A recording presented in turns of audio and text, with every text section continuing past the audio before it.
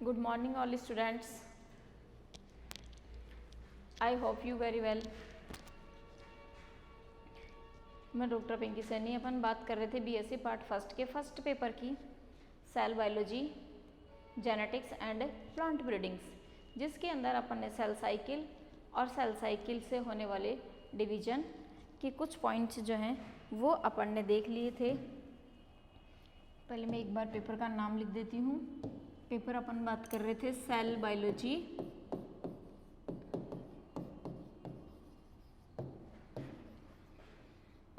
Genetics and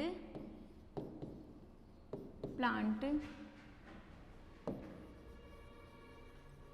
breeding. Cell biology, genetics and plant breeding paper का नाम है और ये पेपर है बीएससी पार्ट फर्स्ट का, पेपर फर्स्ट,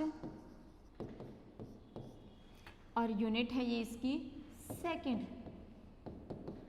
यूनिट चल रही है अपने सेकंड। अपन बात कर रहे थे इसके अंदर, अपन पहले एक बार पॉइंट्स के बारे में डिस्कस कर लेते हैं। एक बार अपन ने इसमें पॉइंट पढ़ा था सेल डिवीजन। सेल डिवीजन के अंदर अपन ने पढ़ लिया था कि ए माइटोटिक डिवीजन कैसे होता है, सेल के अंदर माइटोटिक डिवीजन कैसे होता है और मियोसिस डिवीजन कैसे होता है। तो अपना जो लास्ट पॉइंट था वो था मियोसिस। अपन पॉइंट में चल रहे थे मियोसिस में कि मियोसिस जो है, अर्धसूत्री विभाजन जो है वो किस प्रकार से होता है। अपन बात कर रहे थे मियोसिस की, तो इसमें अपन चलते हैं मियोसिस। ये तो मैंने आपको समझाई दिया था कि हर एक सेल्स जब अपने जनन की क्रिया करती है तो उसके अंदर मियोसिस कितने टाइप का होता है, 2 टाइप का होता है। एक होता है मियोसिस फर्स्ट और एक होता है मियोसिस सेकंड। 2 टाइप का जो मियोसिस होता है, एक होता है अर्धसूत्री विभाजन फर्स्ट की क्रिया के द्वारा और एक होता है अर्धसूत्री विभाजन सेकंड की क्रिया के द्वारा। तो जो अर्धसूत्री विभाजन फर्स्ट होता है, अर्धसूत्री विभाजन फर्स्ट के अंदर 4 स्टेज होती हैं। इन स्टेज के बारे में अपन ने डिटेल से बहुत अच्छे से पढ़ लिया था कि किस तरीके से इसके अंदर प्रोफेज फर्स्ट है, prophase second, prophase first, metaphase, anaphase, telophase, सबकी फर्स्ट स्टेज चलती हैं।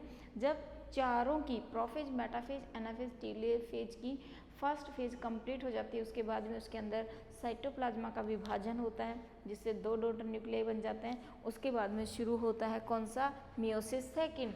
ये मियोसिस सेकंड किसके समान होता है, माइटोटिक डिवीजन के समान होता है, समसूत्री विभाजन के समान होता है। यहाँ तक के पॉइंट्स अपने देख लिए थे। कुछ मियोसिस फर्स्ट की जो है सब स्टेजेज भी थी, जिसमें से प्रोफेज फर्स्ट की 5 सब स्टेजेज थी, लेप्टोटीन, जाइगोटीन, पैकाइटीन, डिप्लोटीन और डाइकाइनेसिस। इनके बारे में भी अपन ने डिस्कस कर लिया था। आज अपना जो मेजर पॉइंट है वो क्या है, मियोसिस सेकंड। तो आज अपन बात करते हैं किसकी, मियोसिस सेकंड की। तो मियोसिस सेकंड, कुछ पॉइंट्स हैं इसके इम्पोर्टेंट, पहले मैं वो पॉइंट समझा देती हूँ। पहला पॉइंट, मियोसिस सेकंड जो है वो किसके समान डिवीजन है, माइटोटिक डिवीजन के समान डिवीजन है, समसूत्री विभाजन के समान विभाजन है। माइटोटिक डिवीजन जो होता है, माइटोटिक डिवीजन के समान ये डिवीजन होता है, यानी कि इसमें गुणसूत्रों का क्या नहीं होता, रिडक्शन नहीं होता, घटते नहीं हैं। जितने इसके अंदर पेरेंटल सेल के अंदर, सोमेटिक सेल के अंदर क्रोमोसोम्स की संख्या होती है, उतने ही क्रोमोसोम की संख्या उसकी डॉटर सेल में प्रेजेंट होती है। जो रिडक्शन डिवीजन होता है वो होता है मियोसिस फर्स्ट। तो इसके अंदर क्या होता है, इसीलिए मियोसिस सेकंड का दूसरा नाम क्या होता है, माइटोटिक डिवीजन। इसका एक नाम और होता है जिसको क्या कहते हैं हम, होमोटाइपिक डिवीजन। इसको हम होमोटाइपिक डिवीजन भी कहते हैं, होमोटिपिकल डिवीजन।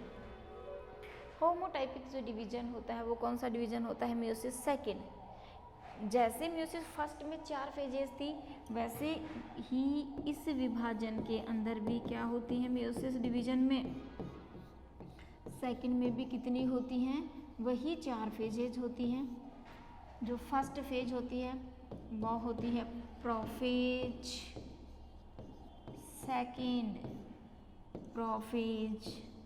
सेकंड, फिर होती है मेटाफेज सेकंड, फिर होती है एनाफेज सेकंड, और फिर होती है telophase second. Prophase, metaphase, anaphase, telophase चारों की ही क्या होती है, सेकंड फेज होती हैं। जब ये फेज कंप्लीट हो जाती हैं, क्योंकि इसके अंदर केवल और केवल किसका डिवीजन होता है, न्यूक्लियस का डिवीजन होता है, यानी कि एक कैरियोकाइनेसिस की क्रिया कंप्लीट होती है।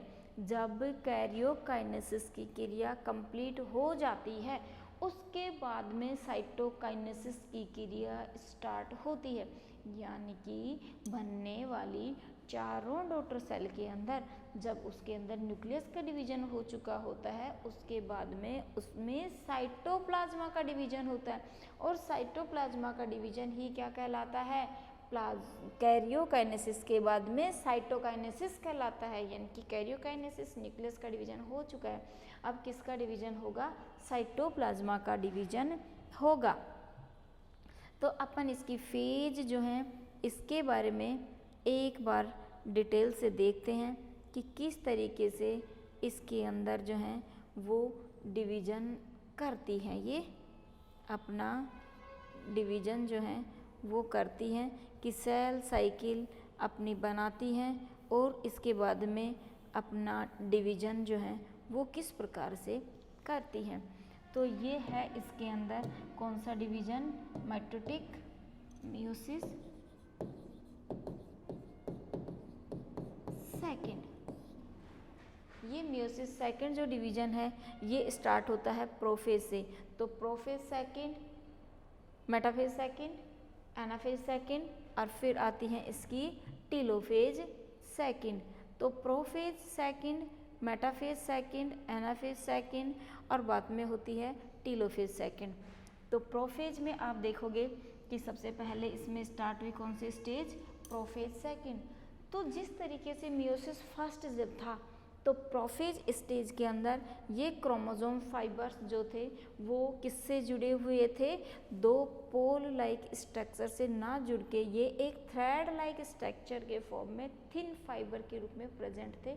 क्योंकि जब ये प्रोफेज स्टेज में होते हैं तो इनके अंदर वाटर क्वांटिटी ज़्यादा होती है, लेकिन जैसे ही ये प्रोफेज से मेटा स्टेज के अंदर मेटाफेज स्टेज में जाते हैं तो इनके अंदर वाटर क्वांटिटी का लॉस हो जाता है, यानी कि वाटर जो है वो धीरे धीरे कम हो जाता है। कम होने से क्रोमोसोम जो पतले थे पर लंबे धागे जैसे थे, अब वो क्या हो जाता है, थिक हो जाते हैं, मोटे हो जाते हैं, पर साइज में क्या हो जाते हैं, छोटे हो जाते हैं। तो जैसे ही इसमें प्रोफेज सेकंड स्टार्ट होती है तो जो क्रोमोसोम हैं ये क्रोमोसोम आकार में क्या रहते हैं, पतले पर लंबे। अब इनके अंदर इस तरीके से ये क्या बनने लग जाते हैं, स्पिंडल फाइबर, जिनको हम क्या कह रहे थे, एस्ट्रल फाइबर, जो इनको एक तरीके से बॉन्डिंग बनाने का काम कर रहे हैं। जैसे ही ये इसके अंदर एक बॉन्ड फॉर्मेशन के रूप में अटैच होते हैं, तो ये बॉन्डिंग फॉर्म में जब अटैच होते हैं तो जैसे ही ये अटैच हुए और उसके बाद में ये क्या करते हैं, अपने ऊपर की ओर इस तरीके से पोल का फॉर्मेशन शुरू कर देते हैं। जब इनके अंदर ये पोल बनते हैं तो दोनों न्यूक्लियस जो थे, इनके जो क्रोमेटिड्स जो थे, क्रोमोमियर जो थे, वो इस तरीके से इनके सेंट्रोमियर से जुड़े हुए हैं।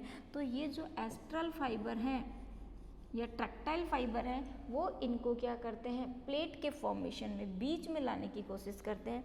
तो इस तरीके से ये क्या आ जाते हैं, इनके अंदर इनके जो पोल होते हैं, ये तो एक पोल, ये दूसरा पोल, इन दोनों के बीच में इस तरीके से ये इसकी प्लेट के ऊपर हर एक क्रोमोसोम्स का जो क्रोमोमियर्स होता है, यानी कि सेंट्रल पोल जो होता है, वो इसके प्लेट के ऊपर आ जाता है।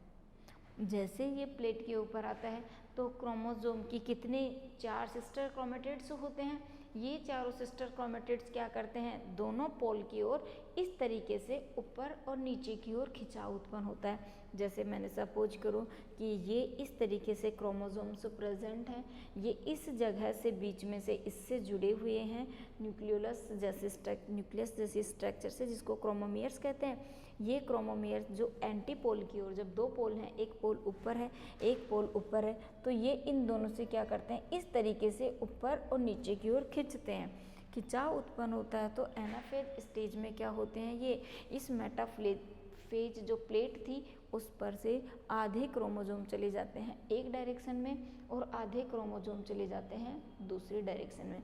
जब ये आधे आधे क्रोमोसोम्स चले जाते हैं तो ये क्या बन जाते हैं, हाफ हाफ में आधे आधे क्रोमोसोम्स के रूप में डिवाइड हो जाते हैं। लेकिन यहाँ उन क्रोमोसोम्स के अंदर हैप्लोइड और डिप्लोइड वाला डिवीजन नहीं होता, केवल कौन सा डिवीजन होता है, समसूत्री विभाजन होता है। यानी कि बराबर संख्या में बढ़ते हैं, लेकिन उनका जेनेटिकली मटेरियल जो है वो कभी भी विभाजित नहीं होता।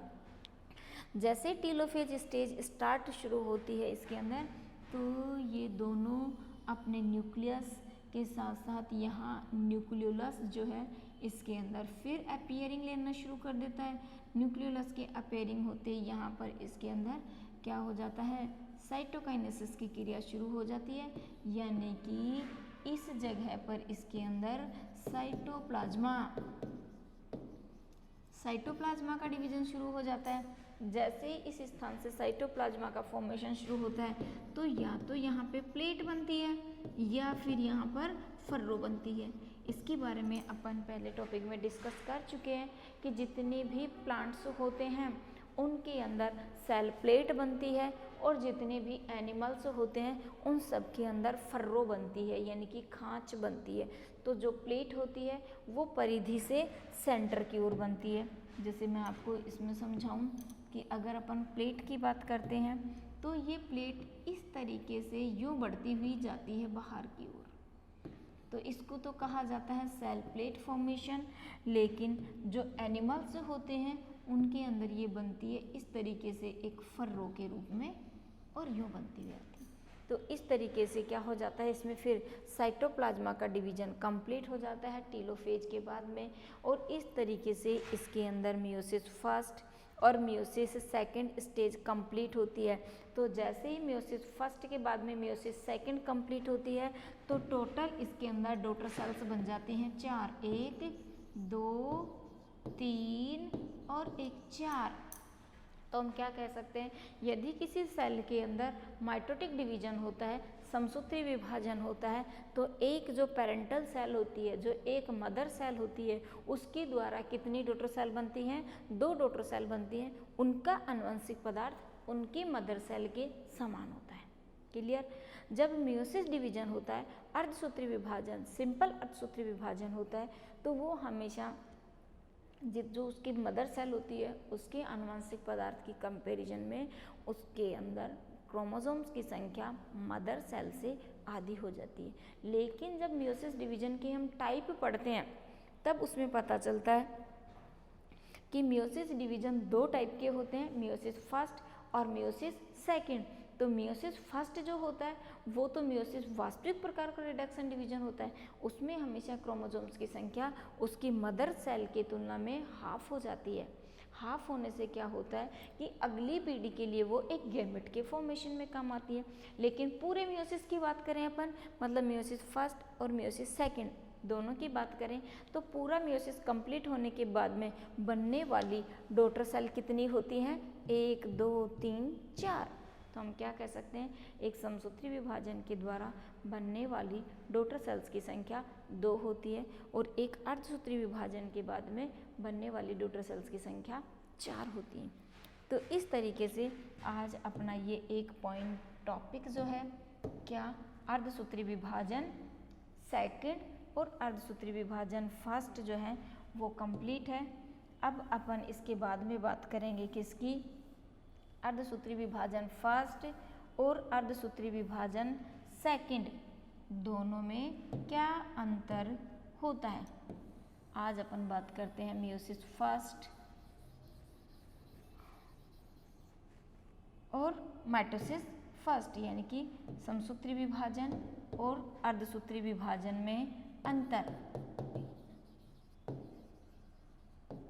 Difference between meiosis and mitosis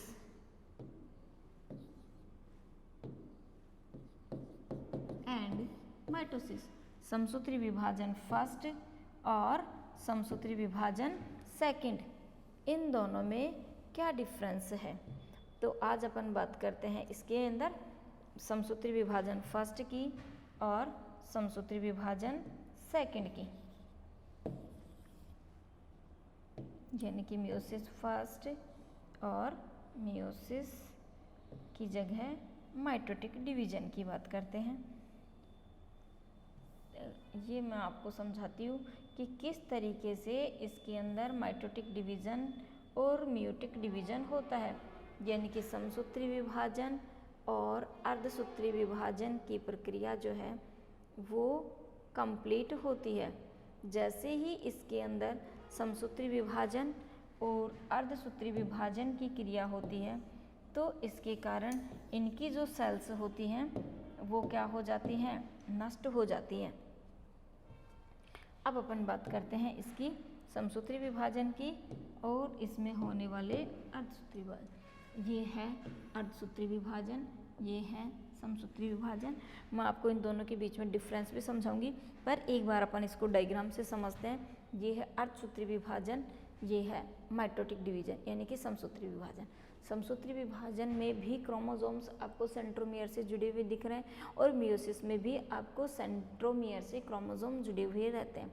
ये परमानेंटली डिवाइडेड क्रोमोसोम्स, ये क्रोमोसोम्स क्या होते हैं, मैच्योर होते ही परमानेंटली डिवाइड हो जाते हैं, लेकिन इनके अंदर क्या होता है, डीएनए का रेप्लिकेशन होता है।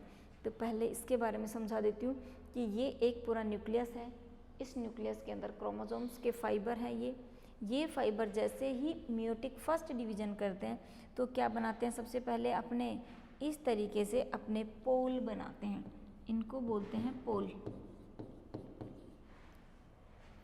ये पोल क्या करते हैं, जब डिवीजन करते हैं उस टाइम इनकी ये जो क्रोमोसोम्स होते हैं ये किस पे आ जाते हैं, एक प्लेट पे आ जाते हैं।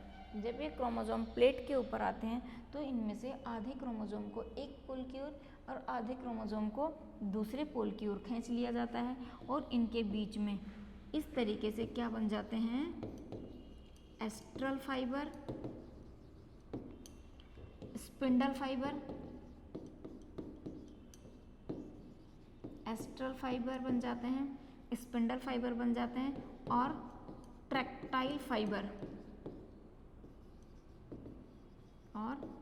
फाइबर इनका फॉर्मेशन हो जाता है। जैसे ये तीनों टाइप्स के फाइबर्स का फॉर्मेशन हो जाता है उसके बाद में इनके बीच में साइटोप्लाज्मा का डिवीजन होता है और ये दो क्या बन जाती हैं, डॉटर सेल बन जाती हैं। लेकिन जब मियोसिस होता है, अर्धसूत्री विभाजन होता है, तो यहाँ तक की प्रोसेस तो एक माइटोटिक डिवीजन के समान होती है, लेकिन जैसे ही इसमें डिवीजन फर्स्ट शुरू होता है तो ये क्रोमोसोम्स क्या लेना शुरू कर देते हैं, क्रॉसिंग ओवर। जो इसका सबसे इम्पॉर्टेंट पॉइंट्स है कि इस स्टेज में आकर के जब सेल डिवीजन करती हैं तो वो क्या लेना शुरू कर देती हैं, क्रॉसिंग ओवर लेना शुरू कर देती हैं, जो सबसे इम्पोर्टेंट पार्ट है। इसलिए लाइफ में किसका होना जरूरी है, अर्धसूत्री विभाजन का होना बहुत ज़रूरी है। अगर एनिमल सेल में, अगर ह्यूमन बीइंग सेल में क्रॉसिंग ओवर जैसी क्रिया नहीं हो तो कभी भी उनकी आने वाली पीढ़ी में कोई अंतर दिखाई नहीं देगा। इसलिए किसका होना ज़रूरी है, क्रॉसिंग ओवर का होना ज़रूरी है। क्रॉसिंग ओवर होने से क्या होता है कि जो क्रोमोसोम्स होते हैं वो एक दूसरे को, इनके जो क्रोमोमियर्स से जुड़े हुए, सेंट्रोमियर से जुड़े हुए जो कियाजमेटा होते हैं, ये कियाजमेटा क्या कर जाते हैं, एक दूसरे को क्रॉस कर जाते हैं। जब ये क्रॉस करते हैं तो जहाँ से क्रॉसिंग करते हैं वहाँ से टूट के सेपरेट हो जाते हैं। जब ये सेपरेट हो जाते हैं तो इनके आनुवंशिक पदार्थ इस वाले में चले जाते हैं, यानी कि दूसरी सेल में, इस डॉटर सेल में, और इसके क्रोमोसोम्स के कुछ कियाज्मेटा टूट करके इस वाले में यानी कि इस सेल के अंदर चले जाते हैं। जब ये एक सेल से दूसरे सेल के अंदर इस तरीके से छोटे टुकड़ों के रूप में जब सेपरेट हो जाते हैं तो इनकी सेल डिवीजन करती है और इधर इनकी सेल डिवीजन करती है। जब ये फर्स्ट जो डिवीजन से सेल डिवीजन करी उनमें ये दोनों क्रोमोसोम्स क्या होते हैं, सेपरेट होते हैं, और जैसे ये सेपरेट होंगे इसके बाद में साइटोप्लाज्मा का डिवीजन होगा, और साइटोप्लाज्मा के डिवीजन से ये पूरा एक क्या बन जाएंगी, डॉटर सेल, और दूसरी ये पूरी एक डॉटर सेल बन जाएगी जो इसके अंदर दिखाई गई है। तो एक गैमेट्स के अंदर पूरा ये आनुवंशिक पदार्थ आ जाएगा जिसमें नो चेंजेज, बट ये एक ऐसा गैमेट्स होगा जिसके अंदर कुछ मात्रा में कौन सा जेनेटिक मटेरियल होगा, इस पीढ़ी का, इस क्रोमोसोम का, न्यूक्लियस का, सेंट्रोमियर से जुड़ा हुआ कियाज्मेटा का कुछ पार्ट इस गैमेट्स के अंदर आ जाता है। इसी तरीके से इसमें भी ये वाला तो सेम रहेगा, लेकिन इसमें कुछ जेनेटिकली मटेरियल चेंज हो गया जो इससे टूट करके क्रॉसिंग ओवर के समय इसमें आ जाता है। तो इस तरीके से इसमें क्या बन जाती हैं, ये 4 डॉटर सेल। तो हम क्या कह सकते हैं, माइटोटिक डिवीजन में, समसूत्री विभाजन के अंदर कभी भी क्रॉसिंग ओवर सिनेप्सिस जैसी क्रिया नहीं होती है, लेकिन मियोसिस डिवीजन के अंदर हमेशा क्या होता है, क्रॉसिंग ओवर की क्रिया होती है। दूसरा, जब माइटोटिक डिवीजन होता है तो हमेशा 2 डॉटर सेल का फॉर्मेशन होता है, लेकिन जब अर्धसूत्री विभाजन होता है तो केवल 4 डॉटर सेल का फॉर्मेशन होता है। नेक्स्ट चेंजेज क्या है, दोनों में डिफरेंस क्या है कि माइटोटिक डिवीजन के समय, समसूत्री विभाजन के समय क्रोमोसोम्स अपने पेरेंटल क्रोमोसोम के समान होते हैं, उनके अंदर कोई चेंजेज नहीं होता, लेकिन अर्धसूत्री विभाजन के समय बनने वाली चारों डॉटर सेल के अंदर क्रोमोसोम्स की संख्या अपने पेरेंटल क्रोमोसोम से भिन्न प्रकार की होती है। जब इसके अंदर क्रोमोसोम्स की संख्या भिन्न होती है तो आगे आने वाली पीढ़ी के अंदर जो जेनेटिकली मटेरियल है वो क्या हो जाता है, थोड़ा चेंज हो जाता है। नेक्स्ट अंतर की अपन बात करें तो जो माइटोटिक डिवीजन है इसके अंदर सेल प्लेट जैसी क्रिया तो होती है लेकिन क्रॉसिंग ओवर जैसी क्रिया नहीं होती है, लेकिन मियोसिस के अंदर हमेशा क्या होती है, क्रॉसिंग ओवर की क्रिया होती है। माइटोटिक डिवीजन एक ही प्रकार का होता है जिसके 4 स्टेज होती हैं केवल, प्रोफेज, मेटाफेज, एनाफेज और टेलोफेज, जबकि मियोसिस स्वयं की जो है वो 2 मेन फेज होती हैं, एक होती है मियोसिस फर्स्ट और एक होती है मियोसिस सेकेंड। फिर जो मियोसिस फर्स्ट है उसमें भी 4 होती हैं, प्रोफेज, मेटाफेज, एनाफेज, टेलोफेज। अब प्रोफेज की फिर सब स्टेजेस होती हैं जैसे लेप्टोटीन, जाइगोटीन, पैकाइटिन, डिप्लोटीन, लेकिन ऐसी सब स्टेजेस माइटोटिक डिवीजन में नहीं होती हैं। तो आपको ये दोनों डायग्राम्स जो हैं वो मियोटिक सेकेंड और मियोटिक फर्स्ट से आपको समझ में आ ही गया होगा कि एक माइटोटिक सेल जो है वो डिवीजन करने के बाद में 2 डॉटर सेल बनाती है, जबकि एक मियोसिस सेल जो है वो डिवीजन के बाद में हमेशा क्या बनाती है, 4 डॉटर सेल बनाती है। तो अब अपन बात करते हैं इनके डिफरेंस की,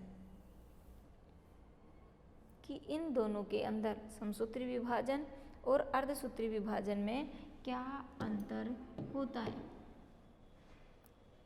एक तरफ लिख लेती हूँ, मैं पहले हेडिंग डाल देती हूँ,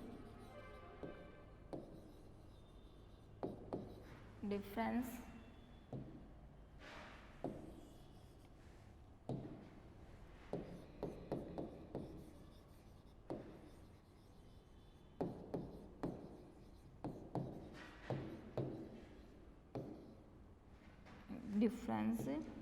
बिटवीन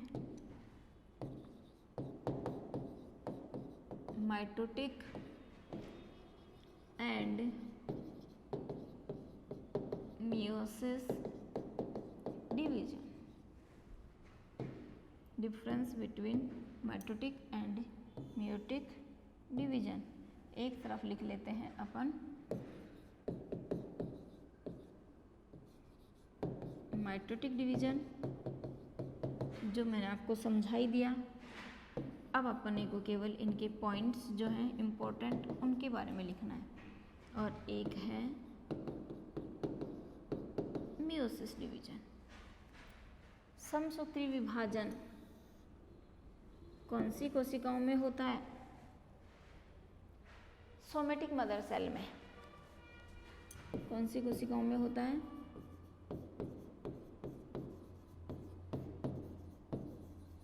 मदर सेल में। और अर्धसूत्री विभाजन कौन सी कोशिकाओं में होता है? जनन कोशिकाओं में।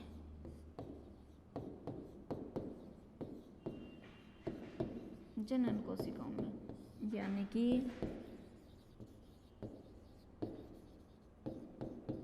रिप्रोडक्टिव सेल में। जो समसूत्री विभाजन है वो सोमेटिक सेल्स के अंदर होता है, जबकि अर्धसूत्री विभाजन जो होता है वो जनन कोशिकाओं के अंदर होता है। जो समसूत्री विभाजन वाली कोशिकाएं होती हैं वो विभाजन के पश्चात किसके समान गुणसूत्रों की संख्या रहती है? सोमेटिक सेल के समान ही, यानी कि इनके अंदर क्या रहता है कि डिवीजन के पश्चात क्रोमोसोम नंबर सेम रहते हैं। Chromosome number as a mitotic division, chromosome numbers जो हैं इनकी मदर सेल के समान होते हैं, जबकि इसके अंदर क्रोमोसोम नंबर जो होते हैं वो इनकी मदर सेल के समान नहीं होते। इसके अंदर डिवीजन के पश्चात इसमें क्या होता है कि डिवीजन के पश्चात जो क्रोमोसोम होते हैं उनकी संख्या क्या होती है? क्रोमोसोम संख्या